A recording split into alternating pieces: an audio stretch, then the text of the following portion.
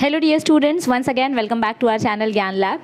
सो आज 8 अगस्त पीसीएम का एमएचटीसीईटी 2022 वाले स्टूडेंट्स का सेकंड शिफ्ट का रिव्यू मैं लेकर आई हूँ और हमारे साथ हैं one of my topper student from offline classes सुशील।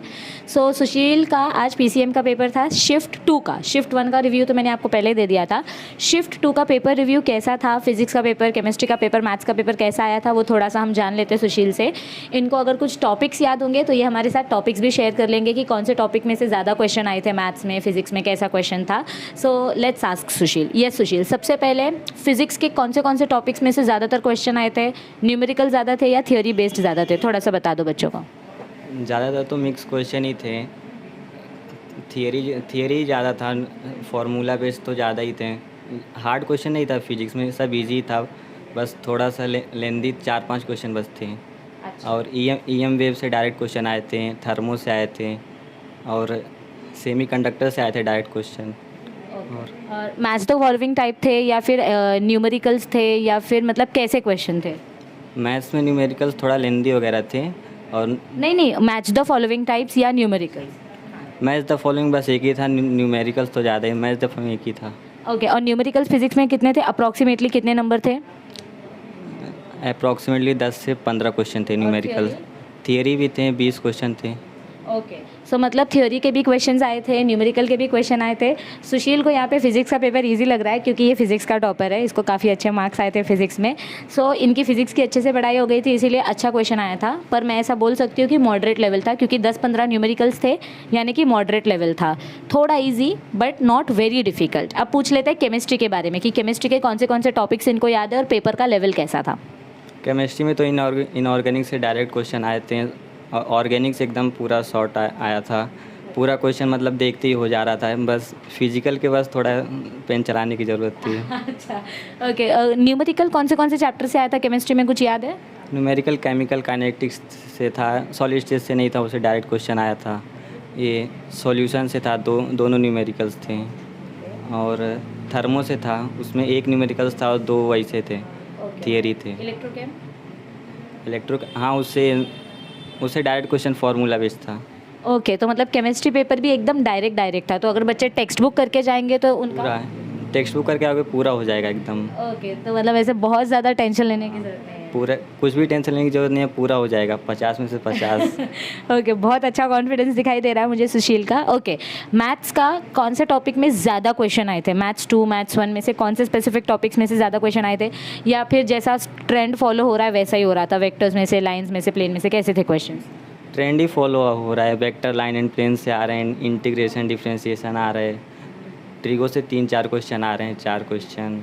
और वही मतलब लेंदी तो क्वेश्चन आते ही हैं मैथ्स में। प्रोबेबिलिटी और बाइनोमियल? हाँ, प्रोबेबिलिटी बाइनोमियल से आते हैं, बस वही। ओके। उसमें भी सॉल्विंग क्वेश्चन थे, लेंदी था बट वो भी।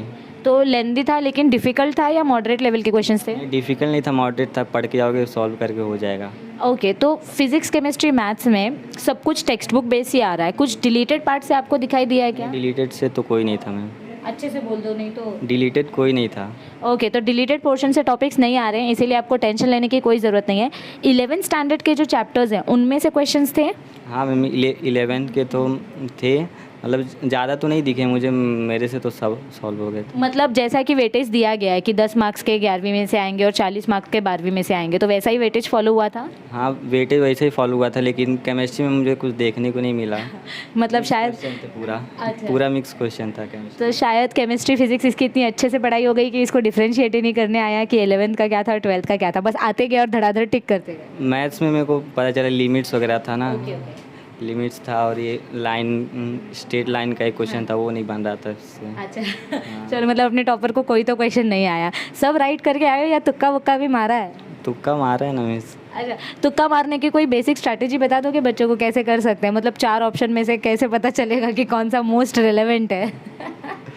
जिधर न्यूमेरिकल्स दिखाकर जो नहीं आ रहा है बस ऊपर नीचे करके जिधर मिलता है वही मार देता हूँ। अक्कड़ बम्बे वो। हाँ, वैसे ही लगभग। ओके, ठीक है। जोक्स अपार्ट, आपने PYQ सॉल्व किए थे?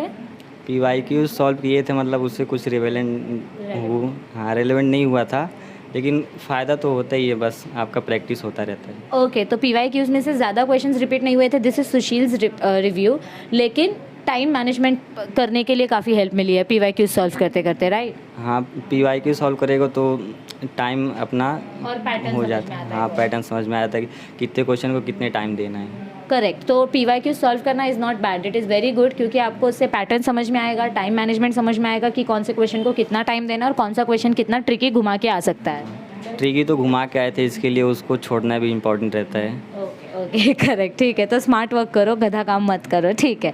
सो physics was moderate, numericals obviously ज़्यादा थे बट सॉल्वेबल थे, जेई लेवल के नहीं थे। ओके, जेई दिया था उसमें तो हाँ ठीक है। So he is sharing his personal experience. Chemistry was direct, हर शिफ्ट का यही रिव्यू आ रहा है हाँ, कि एकदम डायरेक्ट क्वेश्चन थे।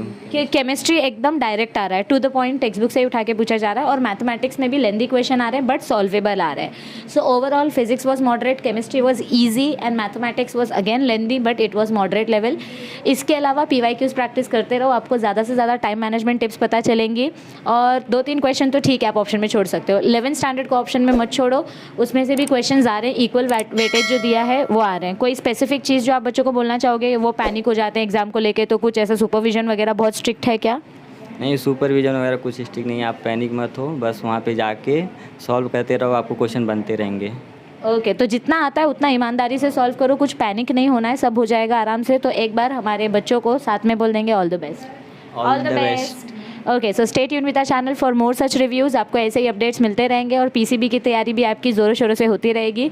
I will try my best कि कल मुहर्रम स्पेशल MCQ सेशन लेकर आऊँ मैं आपके लिए। 100 MCQ सॉल्व करेंगे हम बायो के, ताकि जैसे कि सुशील ने बोला MCQ सॉल्व करेंगे तो उतनी ज़्यादा प्रैक्टिस होगी और ट्रिक समझ में आएगा कौन से क्वेश्चन को ज़्यादा टाइम देना है। So thank you Sushil for sharing your review and yes, all the best. All the best. So bye bye everybody, see you soon, bye bye.